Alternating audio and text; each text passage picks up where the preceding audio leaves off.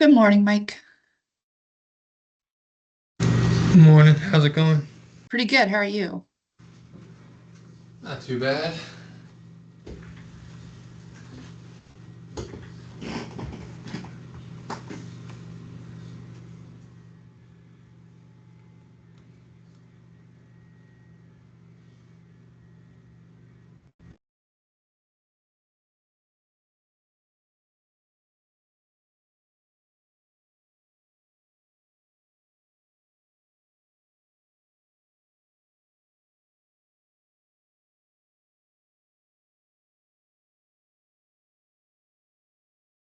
I'll keep a lookout for you and let you in when you join.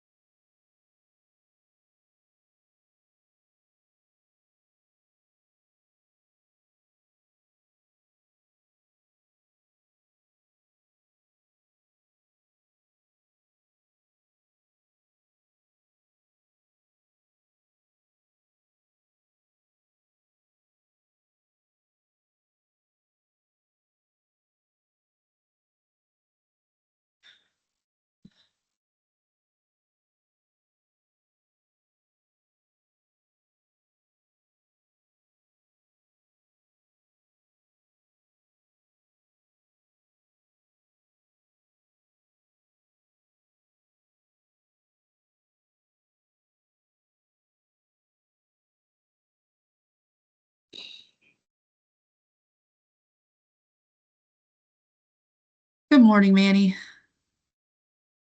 Good I'm gonna let morning. y'all in early. Where'd John go? There he is. All right, I think Trisha may be running a little bit behind. Um, so was not exactly prepared to host, but I will jump in. Um, I guess I'll get started. I'll introduce y'all. Um, and then when we switch to the table of contents, y'all can take over. I'm not sure which one of y'all is going first, but does that work? Yeah, it'll be me, John. Okay. Yeah. So I, you, I you do think have the slides, so you'll be presenting the slides? I can. Okay. Um, I is yeah. that better for y'all, or did y'all want to present your own slides so you can like click it forward Yeah, I when you need can I to? can present. Yeah, if you want, I can do it. Yeah. Okay, that'll Yeah. work. Yeah. And okay. you'll do the introductions, correct? Of Yeah. the two slides. Okay. All right.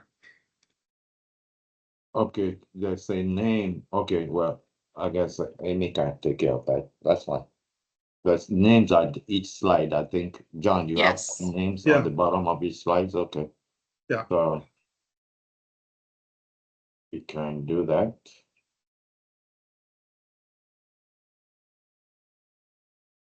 Manny, how do you pronounce your last name? Is it Sotomi No, or it has like an H in there, Sotomi. Shotomi? Yes. Is that correct? Okay. Yeah, that's correct. I am glad I asked.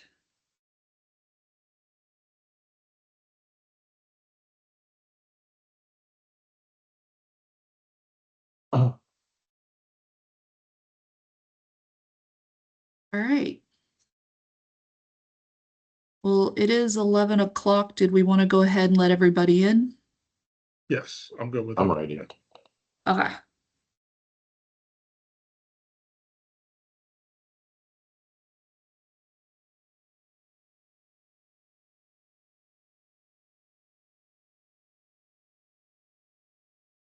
right. Pour liquid, it can actually go. Maybe. All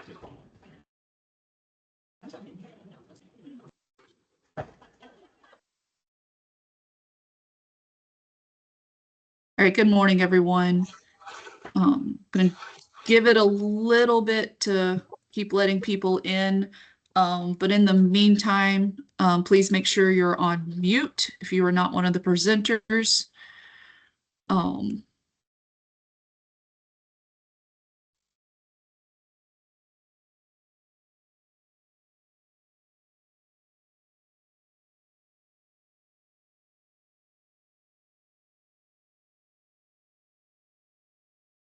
All right, I think we've got a break.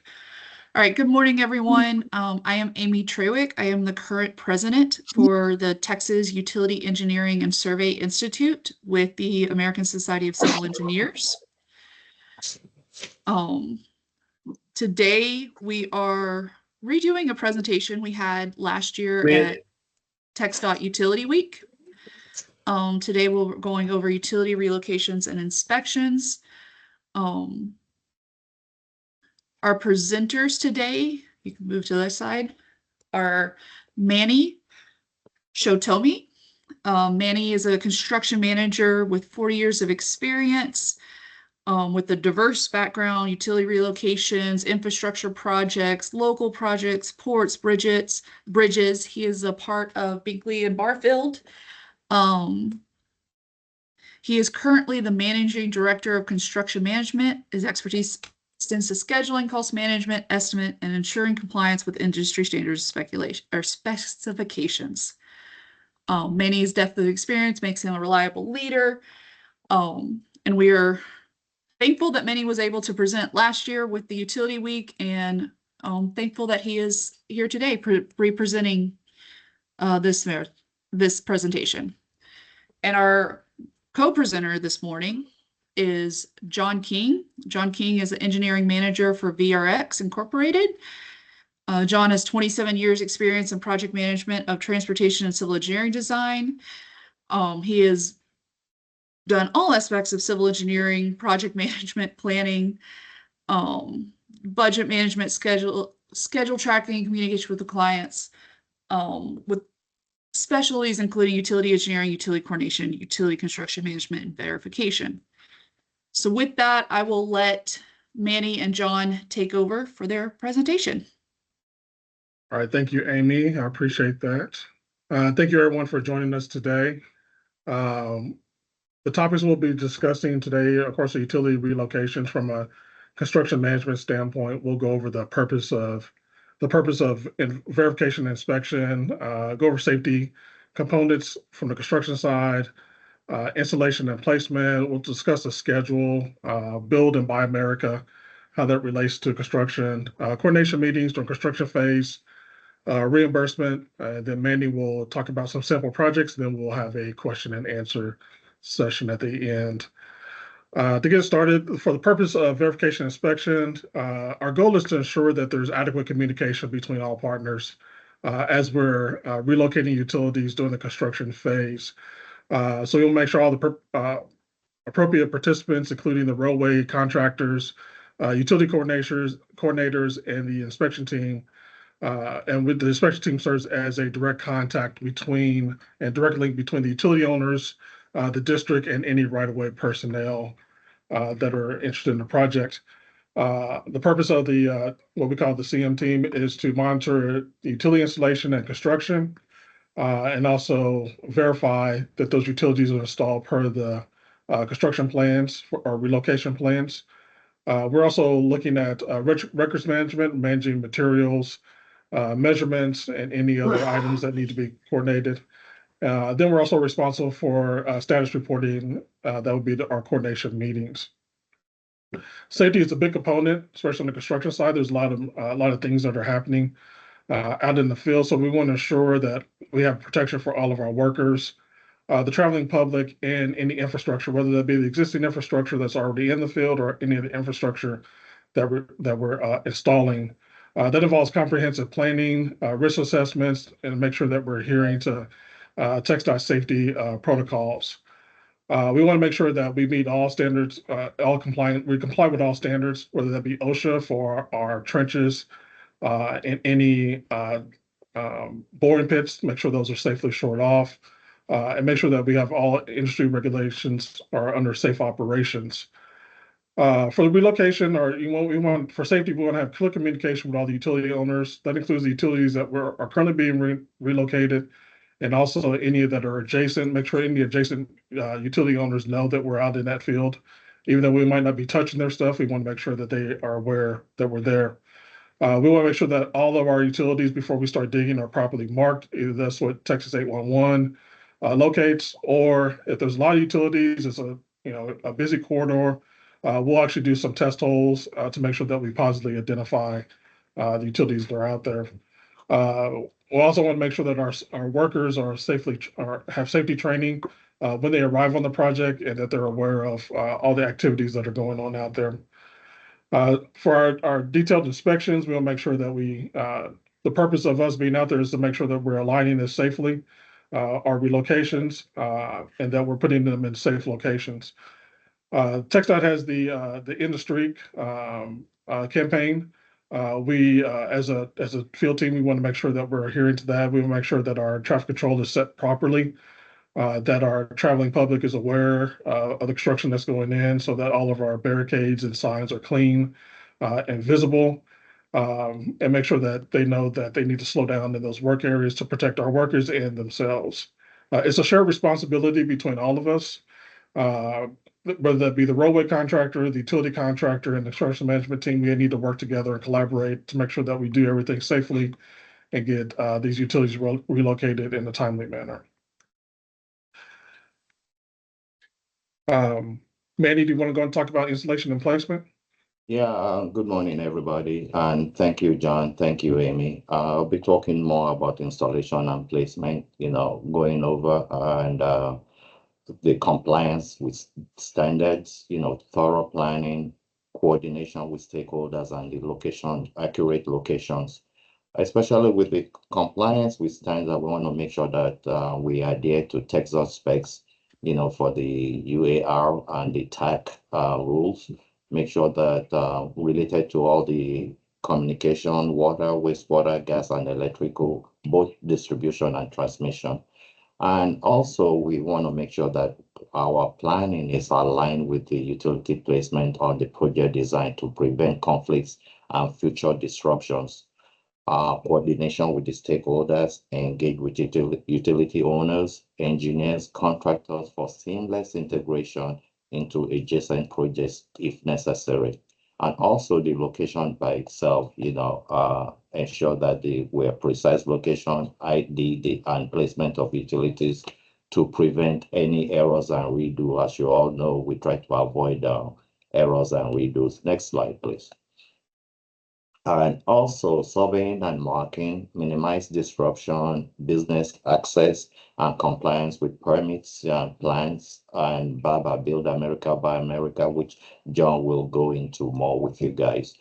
Surveying and marking, make sure that we utilize the precise surveying and accurate marking of existing and new utilities to be placed. Minimize disruption, implement strategies to reduce impacts on businesses, which is very important. You want to minimize this disruption of businesses and surrounding infrastructure. And especially with the business around, you want to make sure that if you have a driveway, you don't want to close the driveway up at this, the whole driveway. You can open cut half of the driveway, or bore underneath the driveway itself. And compliance with BABA, we want to make sure that we are there with all regulatory requirements and approved plans to support US-made materials and infrastructure standards. Go ahead, next slide, please. Safety measures, conflict resolution, phasing, utility service management, and QA. On the safety measures, safety is number one. When you're placing all these utilities, you prioritize that the worker and the public are safe during excavation, trenching, or utility placement. Conflict resolution, be proactive in addressing the conflicts with other utilities or highway improvements. And phasing, avoid the impacts to local business, like I mentioned earlier. Utility service management, which includes notification of potential outages or disruption that will affect the users. And most important, the quality assurance, conduct your inspection to verify proper alignment, depth, and installation per project requirements. Next slide.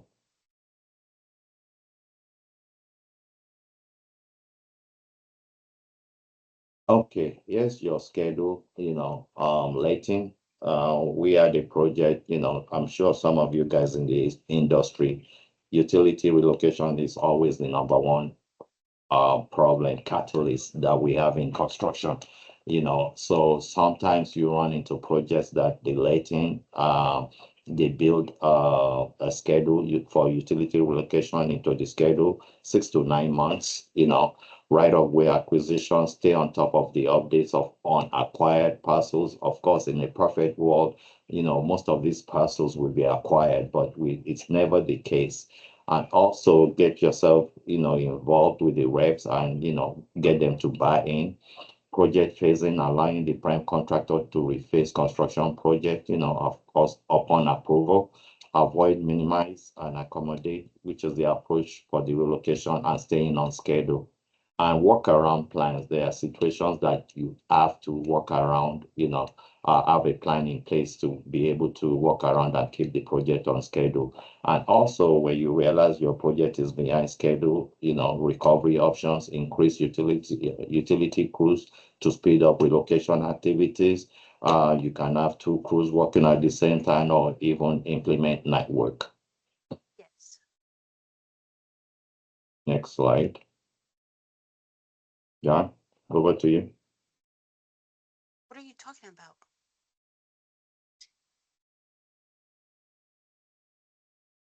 Sorry about that. Sorry. When we start into Oh, utility I'm good about relocations, that. I'm just sending you coordination the link between to a the roadway webinar. contractor, if there's ongoing roadway construction, and utility contractors is very important. We want to make sure that all stakeholders are involved in that communications. So we'll review the schedule of utilities and compare that with the roadway contractors look ahead schedule. This is usually a schedule that's provided, excuse me, by the roadway contractor for 2 to 3 weeks in advance of any construction that's coming up. We're always going to look at the schedule from a compliance with the construction management plan, what we call the TxUESI certifications that are done during the design phase, and any agreements that have been established between the utility owners and TxDOT.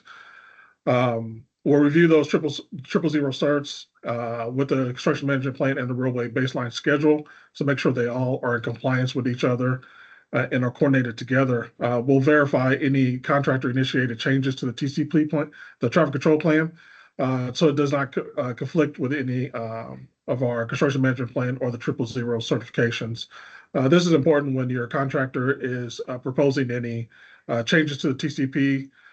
Normally, the TCP is thought out very, very well, but in the design phase, so if a contractor wants to change that, it could affect some of our utility relocations and cause critical path issues in the future. We'll work with our scheduler to identify the critical path and if any changes to that TCP or any missed dates with the TxUESI certs cause any delays or could put the utilities on a critical path. We'll want to identify that early. We're going to look at delay claims. Sometimes delay claims are inevitable. If that does happen, we'll start with a request from a time to impact analysis from the contractor, and we'll review that with our scheduler. We're going to verify if the delay is actually an impact to the critical path or it's just a delay to the schedule. We're looking for delays to the critical path that could actually affect the length of the project duration. If there is, delays to the utility caused by delays to contractor caused by the utility, we'll look to reallocate roadway resources to avoid those delays.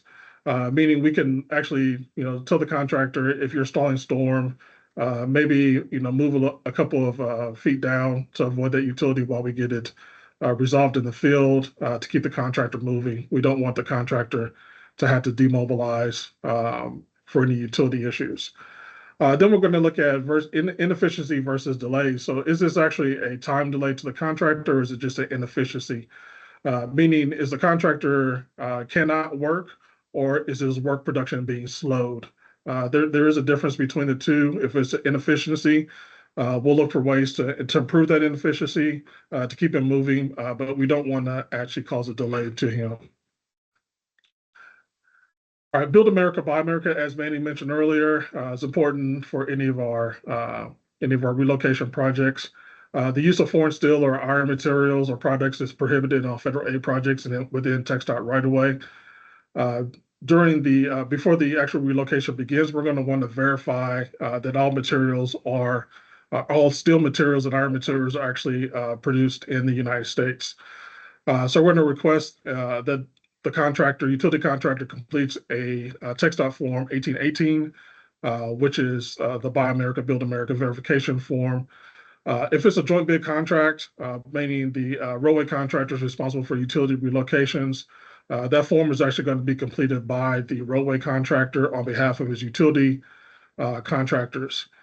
This is because there's also other, in addition to utility relocations and utility materials, there could also be other steel materials that are within a contract like steel beams or rebar that also Build America, Buy America.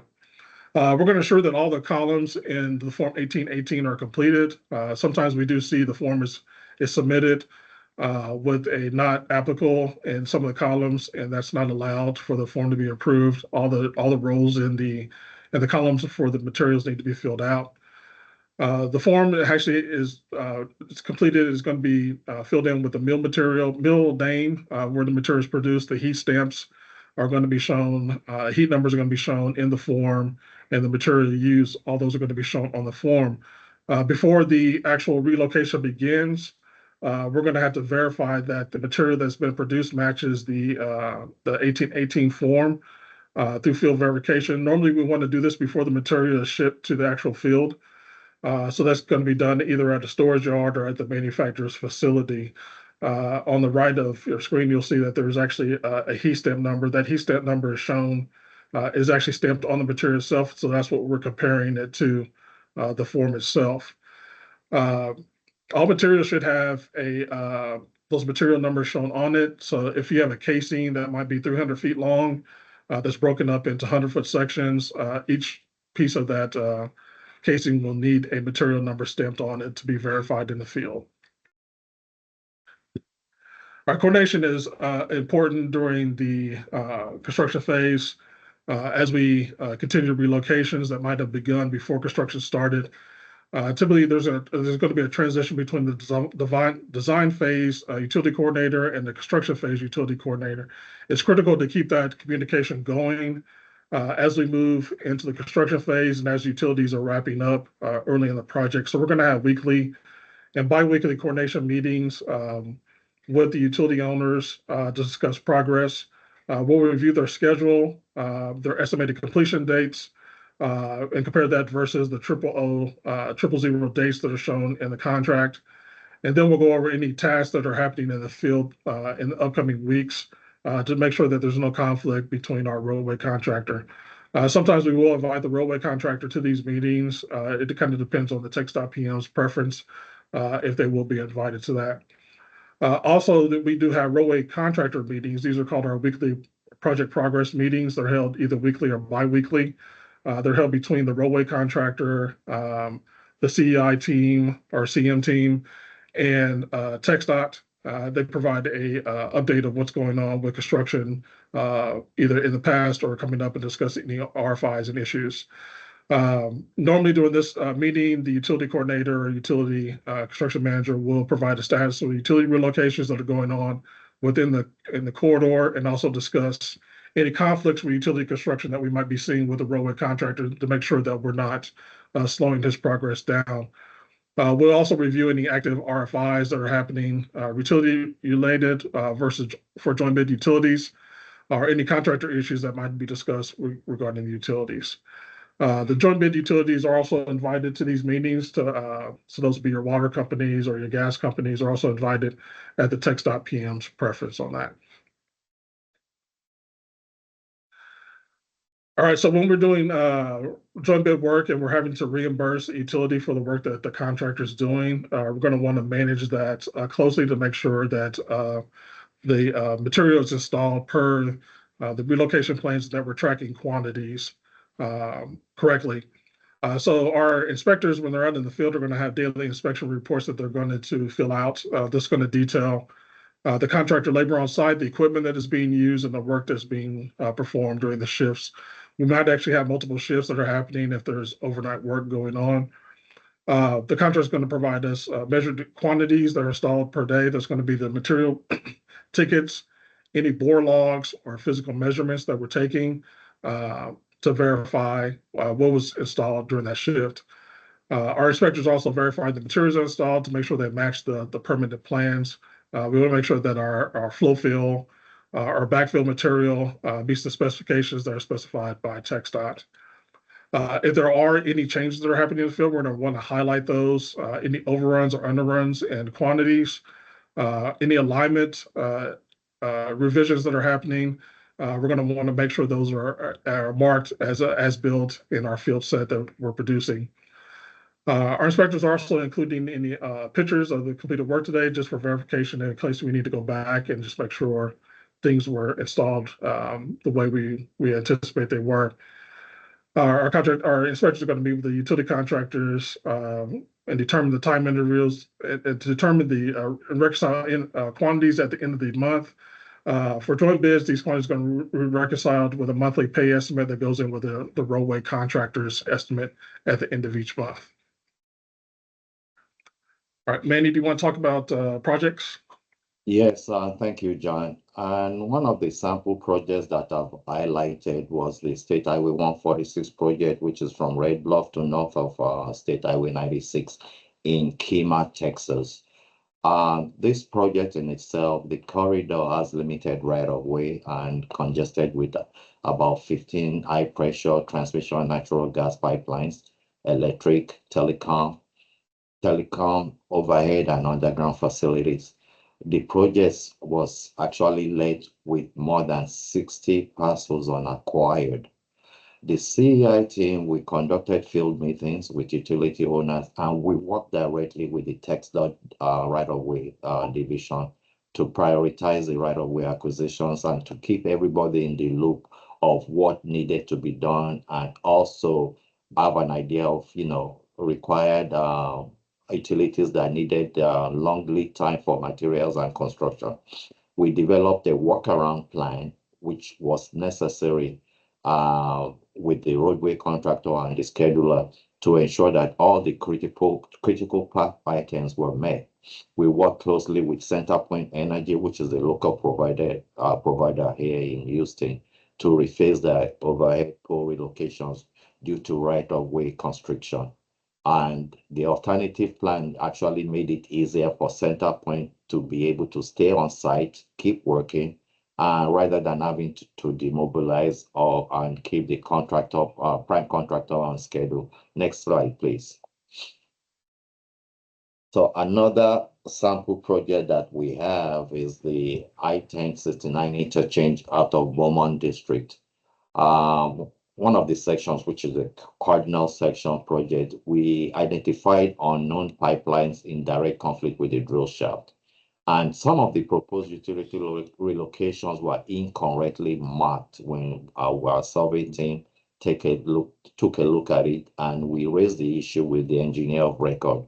As a result of this investigation, we discovered the correction factors were off, for the I-10 at I-69 intersection. The locations were resurveyed, and we found some utilities such as Centerpoint and AT&T were no longer in conflict. This situation itself we were able to save TxUESI about $500,000. Participation, getting involved and making sure that everything is fine is very necessary during utility relocations. You take a look at the design, get the team involved, and make sure that the design is correct, both on the engineer of record side and also the relocation plans. That's all I have, and I want to take this opportunity to thank American Society of Civil Engineers for having us. Next slide. So we are available for any questions. In order to keep this orderly, please do like Jared just did and raise your hand, and then we can get to you one by one. But Jared, since you were first, you want to go? Yes, good morning. I was wondering if we could go back and look at the BABA requirements and the slide that you had on that. What I was hearing there is you were addressing using Form 1818 to address BABA requirements, and so my understanding on that is that Buy America and BABA are two separate pieces of legislation and have different requirements. So the Buy America is still the steel and iron requirements, which Form 1818 is made to capture. I don't think that Form 1818 captures the requirements for the BABA, which includes considerably more construction materials for the project. And I didn't know if I just kind of misheard or something on that, or if you had any additional information about the Build America, Buy America requirements and how they're going to affect utilities. And I've had some conversations with folks at Rodway Division and throughout. I don't know if y'all looked at the new SUA form, but there's actually a certification on that for Build America, Buy America. And so, like I said, I just wondered if I had kind of missed something there, if y'all had more information available for those BABA requirements. I don't. This was strictly just from a verification point of when the material is actually delivered on the site for our construction management side. So so that's just for we're speaking specifically for the verification for the material that as it shows up in the field on that side. And if I may join in, Jared, you are right. There's been some changes made. Of course, Buy America has been the Form 1818. There's a new mandate that came out not too long ago. I believe that right after we had this conference, in Austin. So yes, you are right. Have y'all dealt with, just kind of a follow-up, I didn't see any other hands up, so I'll keep going. Sure. Have y'all had any construction management experience with BABA on other construction items, such as, pumps for pump stations, things like that? I know that, we're dealing with that on the North Houston Highway Improvement Project, Segment 3B. They had to, source a specialized pump that met the BABA requirements. So have y'all had to deal with that on any other projects, something like that? Manny, the closest we came to that is one of our projects in Austin on I-35. I know that they've added a lot to the list with the BABA requirements, and I'm not sure. I know the project you're talking about here you're talking about the NHHIP project, right, Jared? That's correct. Yeah. So, but the closest we've come to that was some of the pumps that were going to be used in Austin. All right. Thank you for that. I don't know if anybody else on the phone had any other calls, but I know that we've been, like I said, I've been talking to TxDOT and Right of Way Division and hoping to get some additional guidance on the BABA requirements. So thank you for that. Sure. Thank you. Tom? Hey, everybody, Tom Cressley. Just curious on the relocated underground conduits or underground utilities. What is the location or accuracy requirement that what's that spec today? The requirement is per the relocation plans that are specified. So realistically, when we get to the field, of course, if you have a busy utility corridor, if the plan states to offset it 5 feet from the right of way line, there is a little bit of tolerance in that. We try to maintain it as much as possible. But if there's a lot of utilities in that area, we might have to offset a little bit just to keep from conflict. We're trying not to, for the most part, put utilities right on top of each other or right next to each other. But if there is something that's already been there, we might have to offset. So those are going to be noted in our as-built plans if we do have to make deviations from that. But we're trying to maintain the UAR and TAC regulations for separation of utility, especially water and sewer on that. And if I may add on to that, you want to also be careful, when you offsetting some of these utilities or when you putting each one on top of each other, you want to be careful when the contractor is actually boring and pulling back that they are aware exactly where these existing utilities are or the previously installed utility. Because we've had situations that the contractor pulled back and ripped another communication lines way up, So you want to be careful of that, Tom. Yeah, understand. And there's, if nobody else has a question, I just want to go into what our firm is doing. We've got a project with TxDOT. We're working with several DOTs cross country, but Kenneth Duncan down in Laredo, in conjunction with Texas A&M and a TxDOT grant. And I promise this is not a sales pitch. This is just an awareness of a new tool that is coming out. We created a device that once a utility is relocated, before the fiber or the power is installed, our device can be run through that conduit. Once it reaches the Z end, it provides an inches accurate XYZ profile of that asset, all along with all the CAD and GIS files that you need for ingestion. So we're like I say, we're working with TxDOT now. That'll be published in February of this year, of next year.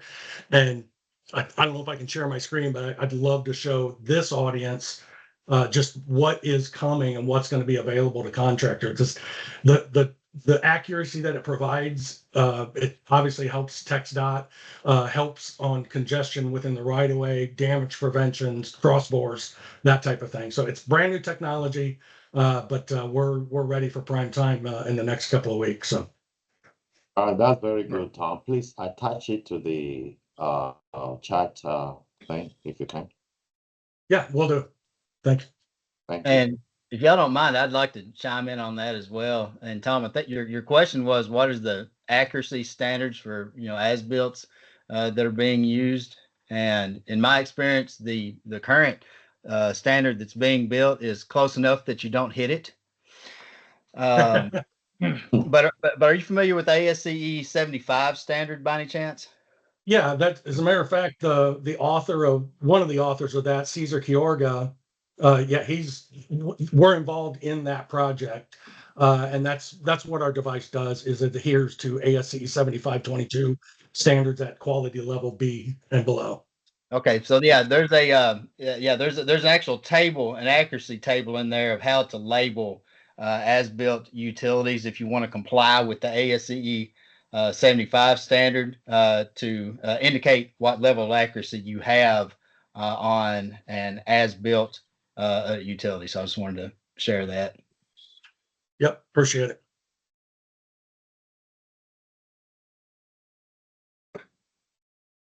All right, were there any other questions?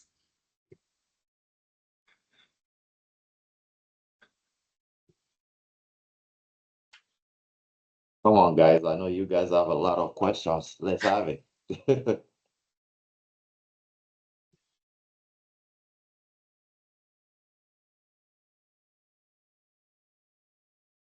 Okay. Well, I think that is probably it for the questions. Wanted to thank you all for coming today. Um, I was not actually present for the first webinar, and apparently we never sent out PDHs. So I just wanted to let you know we will be sending out PDHs for those. We're also sending out PDHs for this one. We'll get that together and send it out for the people that attended. But thank you for attending. And as always, check our website for updates, sign up for our emails so you get information for, webinars like this or in-person meetings or our conferences. And as always, please get involved. We're trying to expand and host more webinars like this and scholarships and the conference and everything. So please get involved. All right. Thank you all for coming, and I guess we can hang around for a little bit if there's anybody that has any additional questions, but then after that, I will close the meeting. Thank you. Thank you. And just a Thank you. reminder, the next board meeting is next Friday. Thank you, Lauren. That was a great reminder. I'm here for you, my.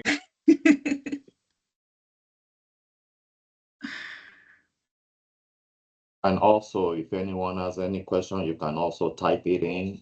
Amy will get it to us and we'll get back with you guys. We'll appreciate it. Thank you for all coming.